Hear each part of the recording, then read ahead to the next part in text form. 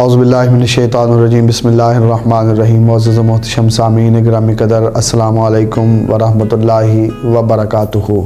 आज एक मरतबा फिर डॉक्टर अल्लामा मोहम्मद इकबाल रहमतुल्लाहि ताला अलैह के जवाब शिकवा के बंद नंबर 13 के साथ मैं आपका मेज़बान मुबश्शिर मुख्तार आपकी खिदमत में हाजिर हूँ।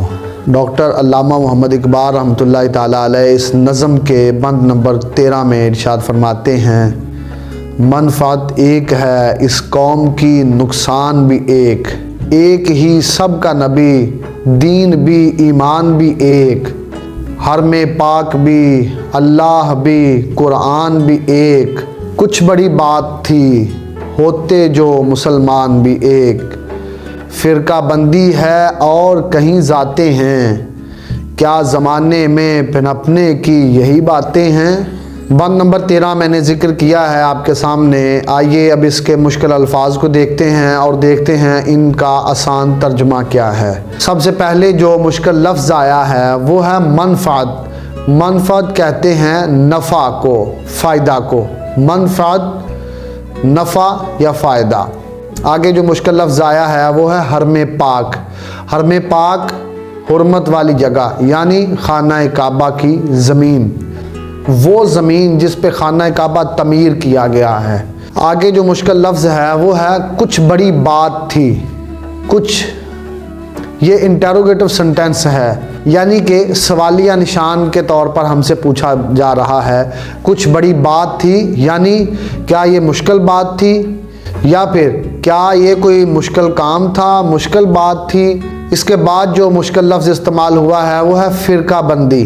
फ़िरका बंदी कहते हैं मुख्तलिफ़ ग्रोहों में बटा हुआ, यानी कि मुसलमान को मुखातब किया जा रहा है। हम इसकी तशरीह आगे जाके देखते हैं कि मुसलमान जो है वो फ़िरका बंदी में मुख्तलिफ़ ग्रोहों में बटा हुआ है, हालांकि वो मुसलमान है।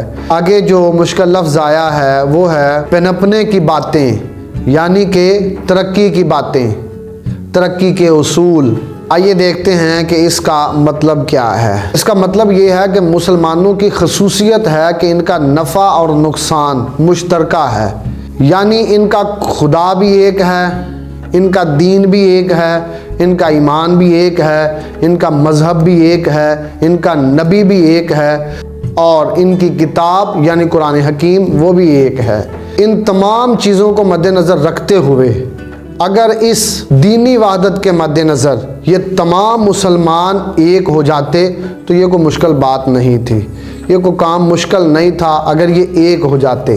फरमाया आजकल तुम्हारा ये हाल है कि आजकल तुम कई फ़िरक़ों में, कई तरह की ज़ातों में, कई तरह के ग्रोहों में बटे हुए हो। कहीं तो ज़ातों ने इख्तिलाफ पैदा करके रखा हुआ है, कहीं ग्रोहों ने इंसानों को मुख्तलिफ हिस्सों में बांट रखा है, जबकि तुम्हें खुदा, रसूल, ईमान, कलिमा, दीन, मज़हब, इसके साथ जितनी भी चीज़ें हैं वो एक ही अता की हैं। यानी कि खुदा भी तुम्हारा एक है, रसूल भी एक है, दीन भी एक है, तुम्हारा जो ईमान है वो भी एक है, तुम्हारी जो किताब है वो भी एक है। इसके बावजूद तुमने अपने अपने अलग अलग ग्रोहों में अपने आप को तकसीम कर रखा है। ये बताओ कि क्या ज़माने में तरक्की करने का और कोई उसूल नहीं है?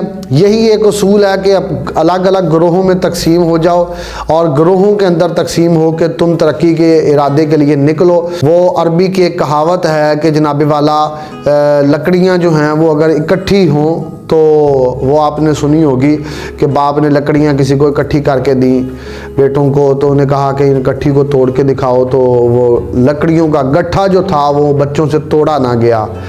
तो फिर उसने गट्ठा खोला और एक एक छड़ी जो थी वो अपने बेटों को दी, तो वो बासानी उन्होंने तोड़ दी। तो फिर बाप ने सभी को कहा कि देखो अगर तुम इकट्ठे रहोगे तो कोई दुनिया के अंदर तुम्हारा बाल भी बेगा नहीं कर सकता। सो डॉक्टर इकबाल रहमतुल्लाह रहमतुल्लाहि ताला अलैह के जवाब शिकवा के बंद नंबर 13 में इंसान को उसी जानब तवज्जो दिलाई जा रही है कि इंसान नित नए ग्रोहों के अंदर तकसीम होता चला जा रहा है, अपने आप को बांटने की कोशिश कर रहा है कि मैं इधर निकल जाऊं, इधर निकल जाऊं, इधर निकल जाऊं और मेरा एंड क्या होगा ये नहीं है, बल्कि जवाब शिकवा में फरमाया जा रहा है कि क्या तरक्की करने का कोई इससे और भी कोई तरीक़ाकार तुम्हारे पास है ग्रोहों में तकसीम होने के अलावा।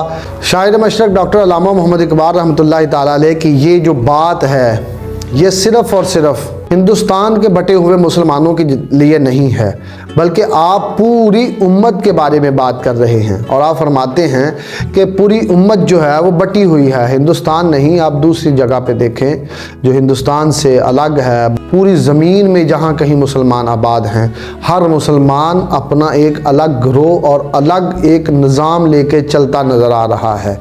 हाँ, हदीस शरीफ है कुल्लु मुमिनुन इख्वतुन, तमाम मुसलमान आपस में भाई भाई हैं।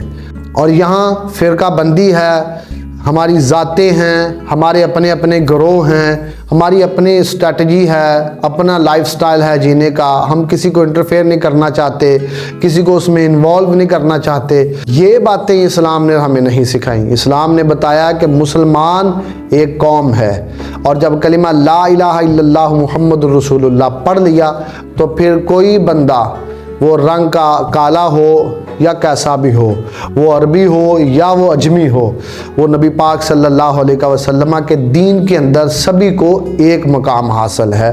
और वो मकाम कौन सा है? वो मुसलमान है। मुसलमान जब बंदा बन गया, कलिमा ला इलाहा इल्लल्लाह मुहम्मदुर रसूलुल्लाह पढ़ लिया, तो इससे बढ़कर और कोई मुकाम हो सकता है?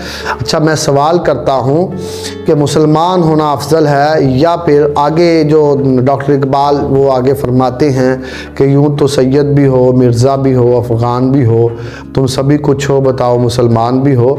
मैं भी वही सवाल करता हूँ कि हमारी ज़ातें अफजल हैं या ज़ाते रसूल खुदा हमारे लिए अफजल है? हमारी ज़ातें अफजल हैं या हमारे लिए ज़ाते बारी ताला अफजल है?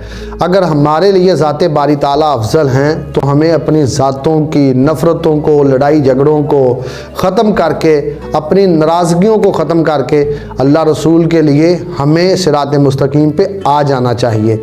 और अगर हम आ जाएंगे तो इंशाअल्लाह ताला हम कामयाब हो जाएंगे।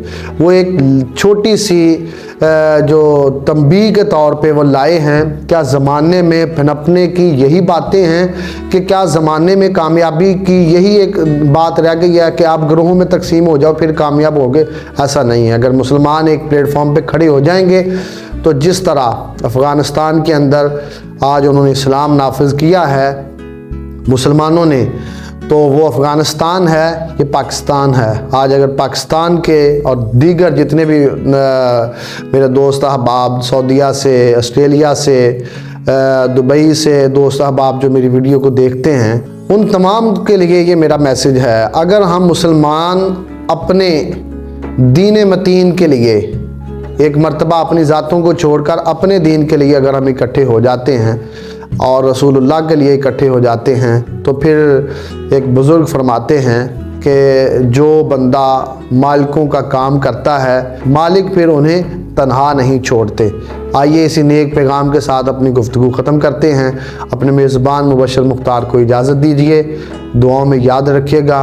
पाकिस्तान जिंदाबाद, इस्लाम पाइंदाबाद।